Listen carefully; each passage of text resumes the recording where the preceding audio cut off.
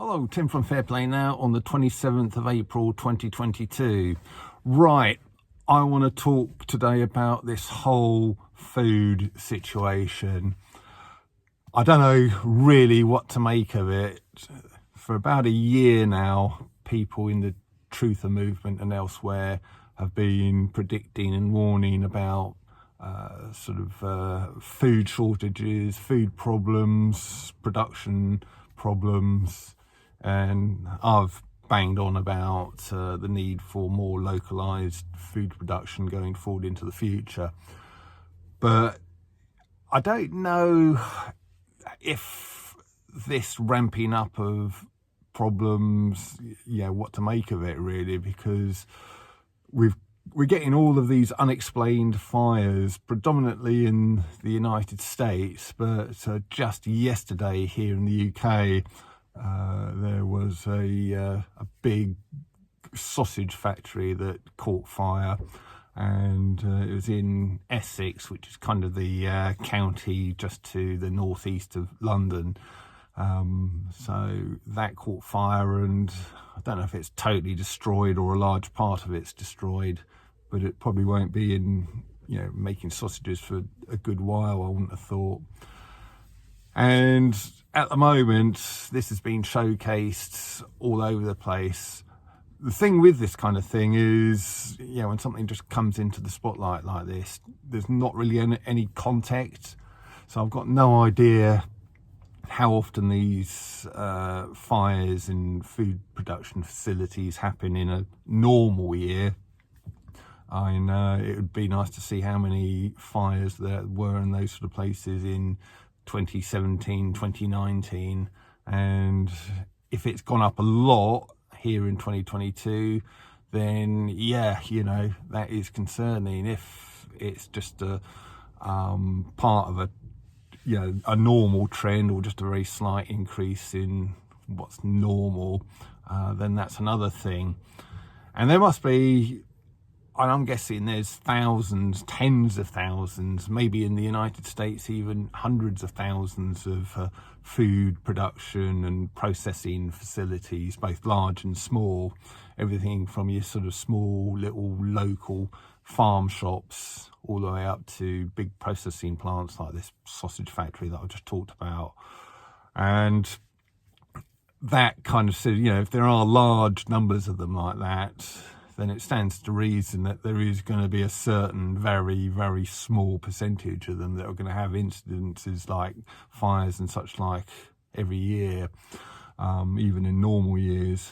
And if it is, literally tens or hundreds of thousands of facilities, even a very small percentage is going to be, couple of dozen places per year that get this sort of thing. Having said that, I've never really heard of big fires at food production places before. Normally when you see a big commercial or industrial complex with a big fire, it's normally something like a chemical processing plant, or maybe a paper mill, or a foundry or something like that. It's not normally food production places. So, is it planned? Is it engineered to cause food shortages so that they can usher in the good old New World Order and Great Reset more quickly? Engineering all these problems, and then all they've got to do is turn around and say, you know what, we've got a plan for this. All we need to do is have this great reset that we've been banging on about, and all of these kind of problems will just go away. And so the whole problem, reaction, solution sort of thing, create the problem, get the reaction, so a few people or a lot of people getting hungry and sort of demanding a solution, and then bring in the solution that you actually had in your back pocket sort of a few years ago even. So I don't know if it's that, whether it's coincidence or what, but I think really the whole Great Reset is being countered by the Great Awakening or reawakening, whatever you want to call it. And part of that is there are more and more people looking into food, sort of thinking, yeah, maybe it's not quite such a good idea to have sort of centralised food production. Let's just bring it back to a local level, whether it's just growing food in your own back garden, so becoming a member of your local horticultural vegetable growing society, getting an allotment, or getting friendly with people who have got an allotment. I know our sort of local stand in the park have actually we've got this lady who has got, I say allotment, it's actually more of a small holding. It must be sort of, getting on for half an acre in size. It's quite a sizable place. And, get friendly with people like that, help them out, and, sort of help with local food production. And I think more and more people are turning to this, including myself. I'll just give you a little sort of look over some of the stuff I've been doing. So, let's go over to that now. So we've got this bed here, which is probably, about 7 foot long by about 1.5 foot wide. That's all potatoes. Some of them just starting to come up. And then this is my bit more here going on here. So this first thing got a few onions just coming up there. Got a couple more things to go in the far end there yet, so there's nothing in the far end there. This one's going wild. I did a video with these onions when they were just little shoots, not even the size of these ones here, just tiny little things. And now 3 weeks later, look at the size of them. Kind of a good foot or so long. And then we've got some carrots in the middle and a few more potatoes at the end. And then these three here, which have been in for about 6 weeks. Potatoes, of course. This pot here is going crazy. And then I've got about 10 of these potato buckets here, only recently planted, so nothing going on there. And then the other 7 are dotted around the garden.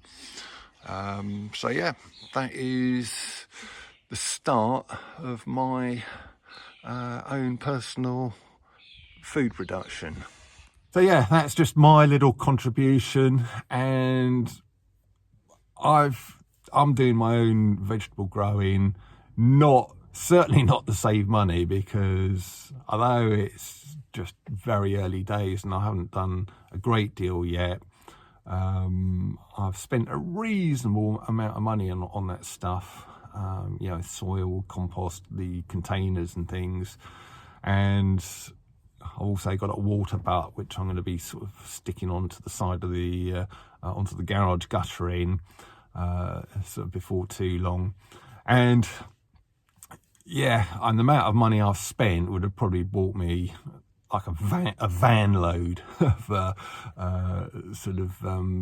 potatoes and veg if I'd gone down to a wholesale place and got them. So it's certainly not to save money, and it's not to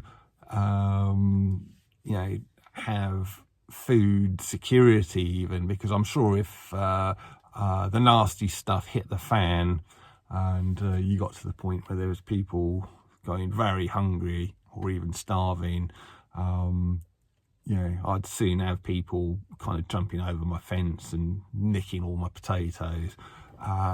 So, being realistic about this, it would help out a little bit if things got a little bit tight. But if things got really bad, I'm under no illusion that I'd be able to sort of keep hold of what I'm producing. So why am I doing it?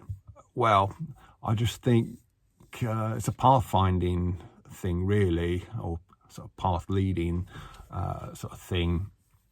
If I can sort of start growing a few bits and pieces, putting a few bits and pieces on the table myself, I can then show other people sort of what I'm doing, what's going right, what's going wrong, sort of giving tips, giving advice, and if that can inspire a couple of people to start growing and producing food, and then they inspire in turn another couple of people, it will then become exponential, and with a bit of luck in a few years' time there will be loads and loads of people getting back into local food production, and it will start becoming a real alternative to the centralised food production facilities we have currently. It'd be great if kind of every other person you knew was saying, oh, I've got too many potatoes here, do you need any? Or I'll swap some of your potatoes that I know you've got too many of, because I need potatoes but I've got too many carrots. And you start having things like that. Or at least you can just go somewhere local, fruit and veg stalls, and get stuff quite cheaply, if there's so much of it, because everybody's producing it.